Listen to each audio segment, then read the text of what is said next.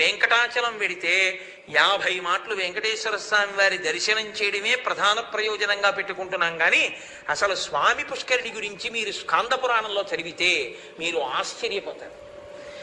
28 రకములైన నరకములను తప్పించాలి అంటే ఒకే ఒక్క మార్గము స్వామి పుష్కరిణి స్నానమే అని నిర్ధారించింది. స్వామి పుష్కరిణి స్నానం కాదు, పుష్కరిణి చుట్టూ తిరుగుతుంటే చాలన్నారు. అందుకే ఆ పుష్కరిణికి పశ్చిమాన్న మహానుభావుడు ఆదివరాహస్వామి వెలిసి ఉన్నారు అక్కడ.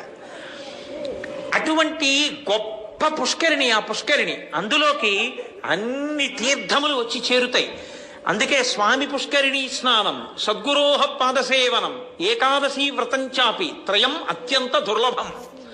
స్వామి పుష్కరిణి స్నానం దొరకమంటే దొరికేది కాదు, అది మహాదృష్టం.